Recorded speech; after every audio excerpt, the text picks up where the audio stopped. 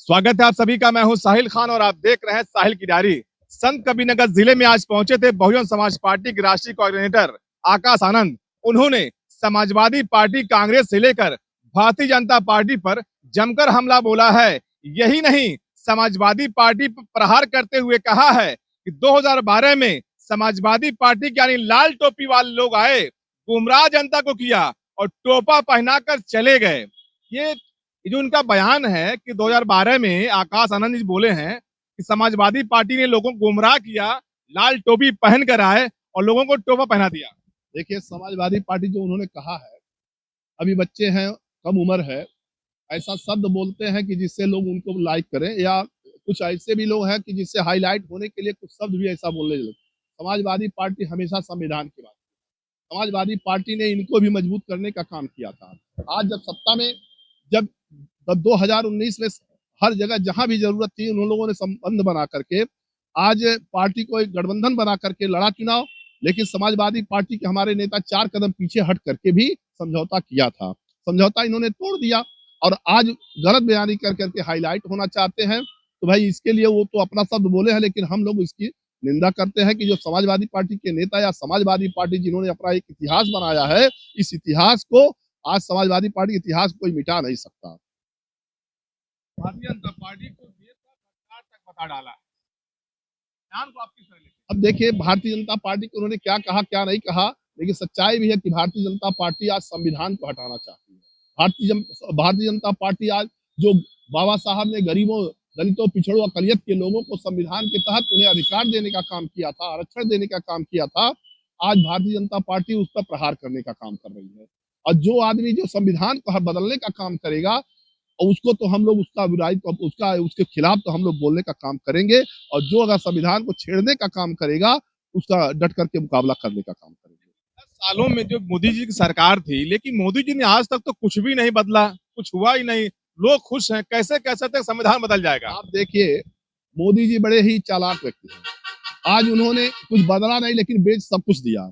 आप उन्होंने जितने भी प्रतिष्ठान थे हमारे इस देश के, जो अच्छे अच्छे प्रतिष्ठान, रेलवे से लेकर के, तेल से लेकर के, आपने बिजली से लेकर के, और आपका हवाई जहाज से लेकर के, हवाई अड्डों से लेकर के, सब इन्होंने बेच दिया। तो बेचे नहीं तो हुआ कैसे? बदला नहीं है, उससे बड़ा कहाँ प्रूफ दिया जाएगा? और तो और अपने जितने भी कारपोरेट घरानों के जितने भी उनके साथी थे, और उन्हें पौने दामों में बेच करके उनसे पैसा लिया। जो इसका जो अभी बॉन्ड के माध्यम से जो पैसा इन्होंने लिया है, और उस बॉन्ड के माध्यम से लोगों ने पैसा लिया और उन्हें धंधा भी दिया, पैसा लिया और धंधा दिया। तो ऐसा खेल कौन किया? आप कह रहे हैं कोई बदला नहीं? इन्होंने क्या छोड़ा जो कि बदला नहीं है? कहां से पैसा ले लिया उन्होंने? सारे अपने जो कारपोरेट मित्र हैं। आप देखें, 250 करोड़ रुपया आज के समय में हम एक गौ माता की बात करते हैं, गौ माता के नाम पे इन्होंने 250 करोड़ रुपया उन जो बीफ काटने वाले कंपनी से लिया। ये तो हम झूठ नहीं बोल रहे हैं, ये तो कागज में है, लोगों ने इसका प्रूफ दिया। कागज में जो प्रूफ आया है उसमें समाजवादी पार्टी ने भी दबा के चंदा लिया है। तो गाय के नाम पे नहीं लिया समाजवादी पार्टी, कहीं देख लीजिए, कहीं नहीं मिला होगा।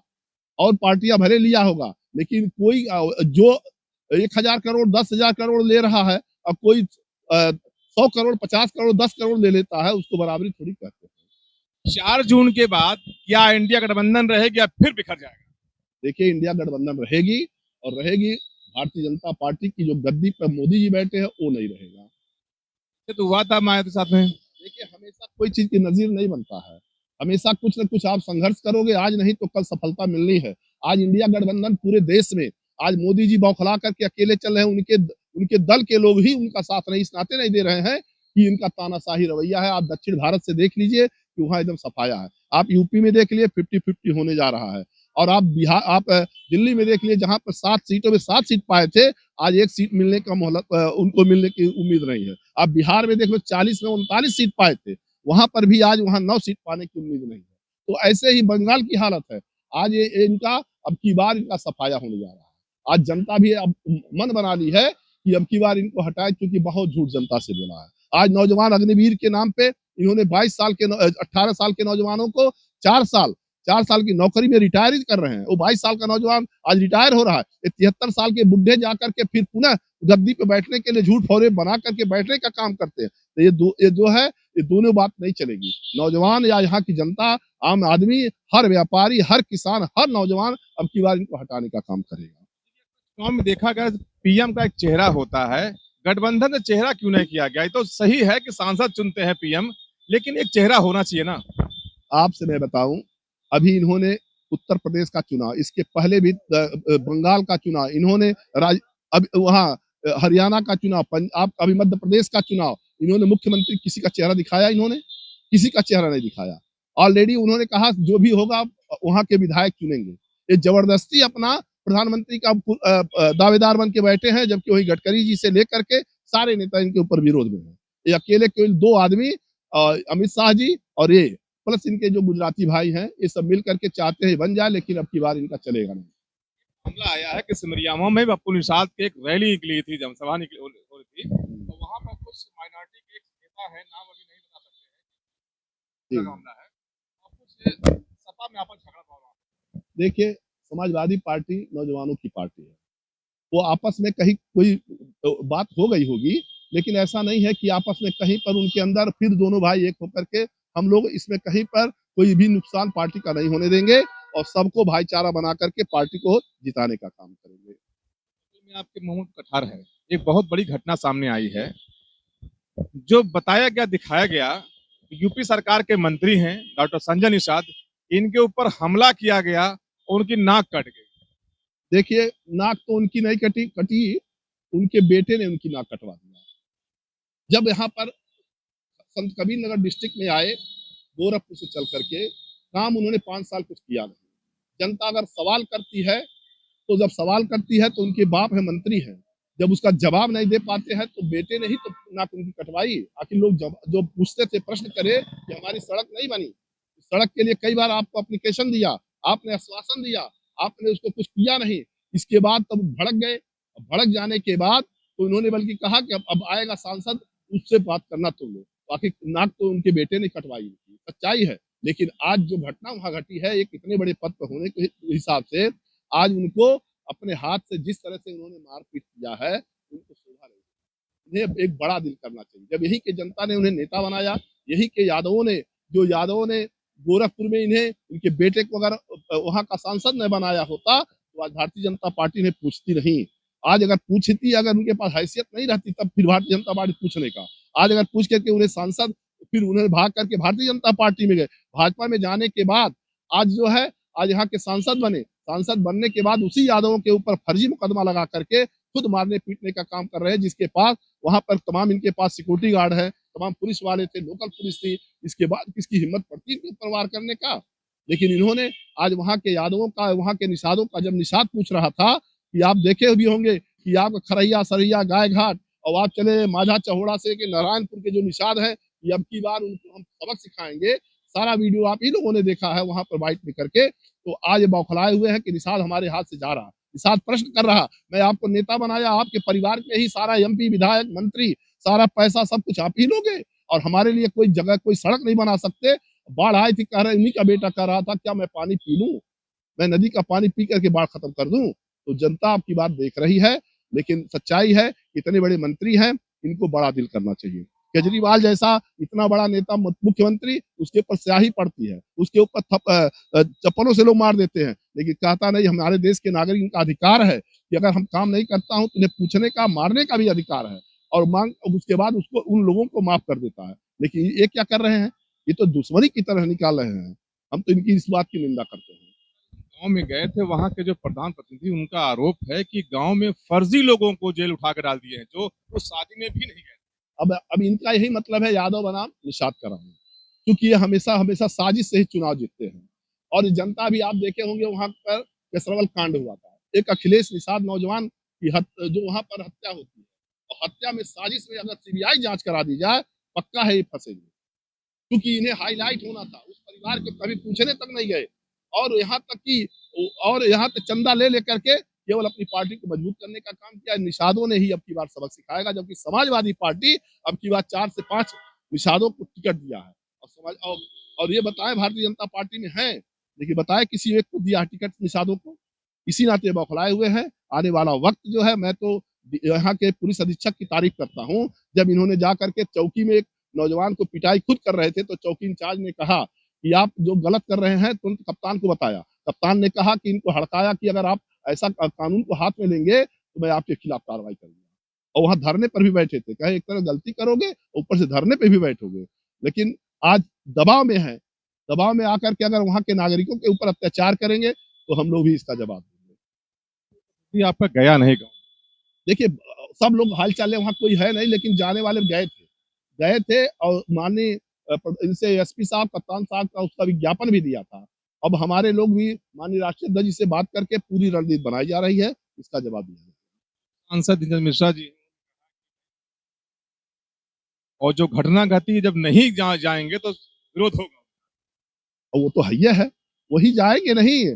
आज तो मैं सच्चाई से इस जनपद का नागरिक होने के नाते ऐसा नहीं है कि जब बाहरी के लोग इस जनपद में आकर के यहाँ पर राज करके पैसा लूट करके चले जाएंगे तो क्या इस जनपद के लोग बुराई नहीं करेंगे, विरोध करेंगे। भाजपा के पूर्व सांसद उन्होंने खुद कहा जब नहीं जाएंगे। अरे वो वरिष्ठ नेता हैं, बड़े अच्छे नेता हैं, मैं उनकी बड़ी कद्र करता हूँ और हम लोगों के गुरु हैं, मैं उनकी बड़ी कद्र करता हूँ। आज वह जो कह रहे हैं सच्चाई कर रहे हैं, जनता की आवाज कह रहे हैं।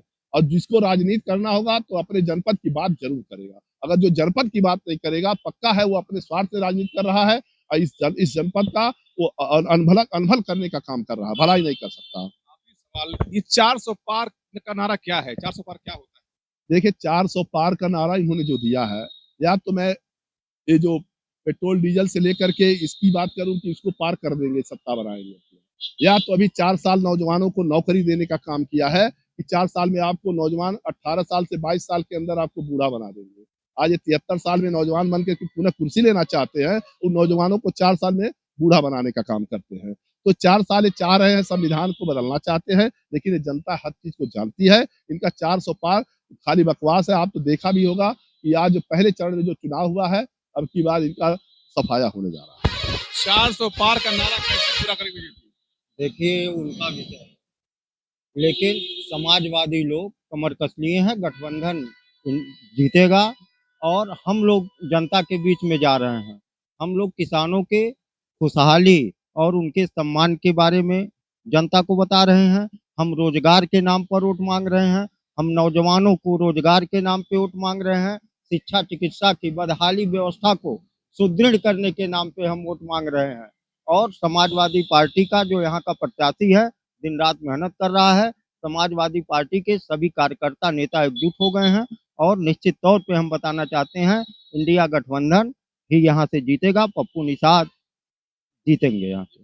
देखा गया कि प्रत्याशी के साथ में कुछ ऐसे लोग हैं जो उम्मीदवारी की रेस में थे, वो लोग दिख नहीं रहे हैं। नहीं, सब दिखेंगे और रणनीति तय की जा रही है और सारे लोग एक साथ चलेंगे और गांव-गांव निकलेंगे और जन जन से मिलेंगे और पप्पू निषाद के लिए प्रचार प्रसार करेंगे और वोट दिलाएंगे। एक हवा आ रही लखनऊ से, चर्चा हो रही है कि हो सकता है नहीं, इस तरह का कोई अभी हम लोगों को कोई वो नहीं है और हमको तो नहीं लगता है कि अब टिकट उकट बदलेगा। प्रत्याशी पप्पू निषाद ही रहेंगे और ये राष्ट्रीय अध्यक्ष का मामला है, उन्होंने जिसको टिकट दिया है हम लोग उसका मिलजुल कर प्रचार कर रहे हैं, उसको जिता करके दिल्ली भेजने का काम करेंगे। जो घटना घटी उसको किस? देखिए मोहम्मदपुर कठार की घटना में अभी हमारे बड़े नेता हैं केडी यादव जी ने आपको सब कुछ बता ही दिया है, इसमें मुझे कहने के लिए कोई वो नहीं है, लेकिन जो हुआ है बहुत गलत हुआ है, यह नहीं होना चाहिए। मिनिस्टर की कुर्सी पे बैठ करके और जनता के बीच में जा करके इस तरह का क्रियाकलाप अच्छी बात नहीं है। युवा हमारे साथ में हैं। ये जो आज आए थे, एक युवा आए थे, आकाश आनंद जी, बसपा के नेशनल कोऑर्डिनेटर हैं। इन्होंने अपने मंच से कहा है समाजवादी पार्टी को 2012 में लाल टोपी वाले आए और जनता को गुमराह करके टोपा पहना के चले गए। ये छोटी उम्र और छोटी सोच का नतीजा है। माननीय आकाश आनंद जी कोऑर्डिनेटर हैं, हम पीडीए पे काम करते हैं और पीडीए में पिछड़ा दलित पे हम काम करते हैं। दलित समाज हमसे जुड़ा है, इस विषय को वो जानते हैं अच्छी तरह से।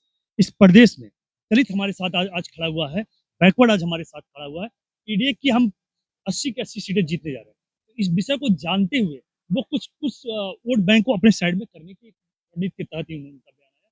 वो मिच्योर बयान नहीं, अनमिच्योर बयान था।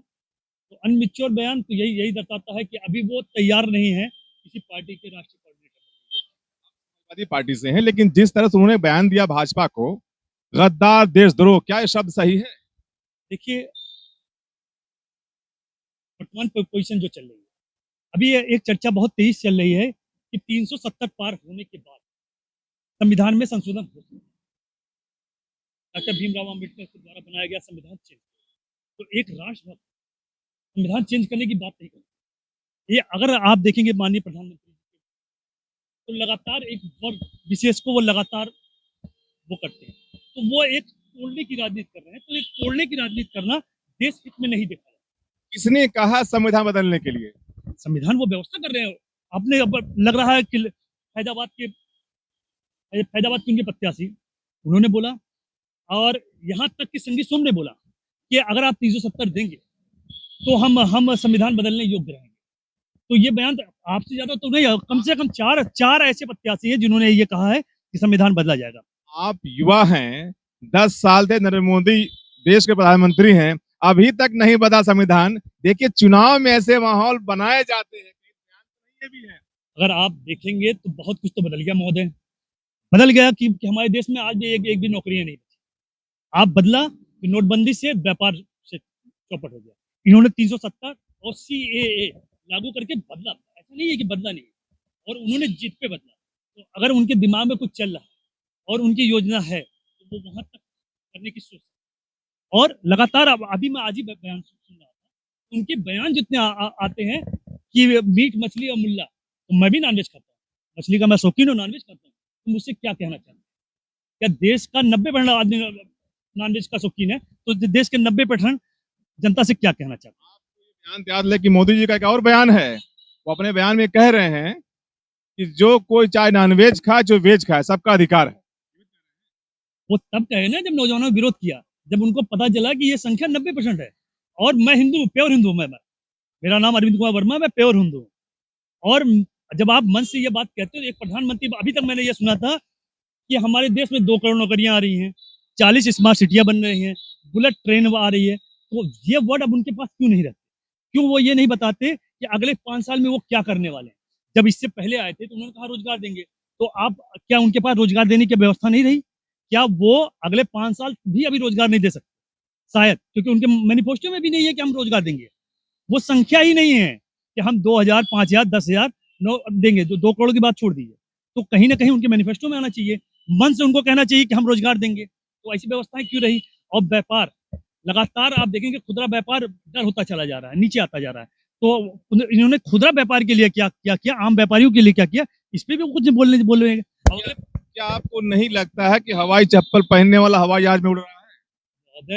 आप यहाँ पे हमारे बगल में गोरखपुर एयरपोर्ट से और दिल्ली की जो यात्रा है वो आज भी 4250 की है, और वो एंड टाइम पे 10,000 हो जाती है। तो आप बताइए, पर आदमी जो डे इनकम है वो कितनी है? तो वो कितने महीने की बचत करेगा कि वो आपके गोरखपुर एयरपोर्ट से दिल्ली सिर्फ जा सकता, बहुत दूर नहीं, दिल्ली जा सकता। तो वो कितनी बचत आएगी पर डे, पर आम आदमी के क्या है? और जब आप कहते हो कि हम 80 करोड़ लोगों को दोनों टाइम का भोजन फ्री दे रहे हैं, तो निश्चित तौर पे 80 करोड़ लोग वो गरीबी रेखा से नीचे रहते हैं, इसको तो कबूल करेंगे। और 2014 में, जब 2014 में आप जाएंगे तो 30 करोड़ लोग थे। तो ये संख्या, ये भरमार कैसे आ गई? क्या देश इस बारे में नहीं सोच रहा है?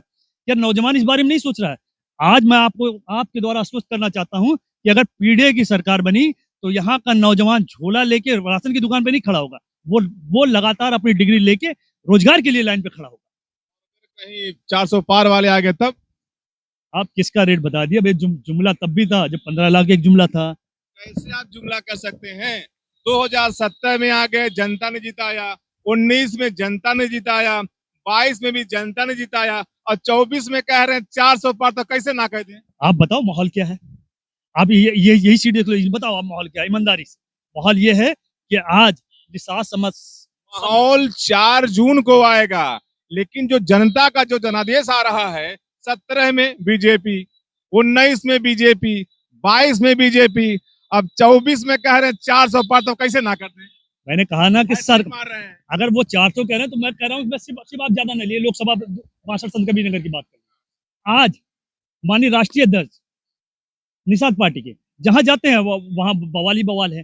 कोई उनको ना व्यापारी, ना नौजवान, ना किसान, ना आप जिस भी वर्ग को जानते हैं, आज उनको जगह नहीं देता। कई जगह तो इनको अपने गांव में एंट्री करने के लिए मना कर दिया गया। जिस तरह से आकाश आनंद आज संत कबीरनगर जिले में पहुंचे थे, उनके जो बयान थे भाजपा को, उन्होंने कहा गद्दार, देशद्रोह, कई शब्द बोले जो लोग कहते हैं निंदनीय है। उनके इस बयान से कहीं ना कहीं जिले की राजनीति से लेकर यूपी देश की राजनीति पे हलचल मचा हुआ है कि आखिर आकाश आनंद ने ऐसा बयान क्यों दिया, उनके पास क्या आधार है कि भारतीय जनता पार्टी को उन्होंने गद्दार तक कह दिया। अब बने रहिए साहिल के साथ। नमस्कार।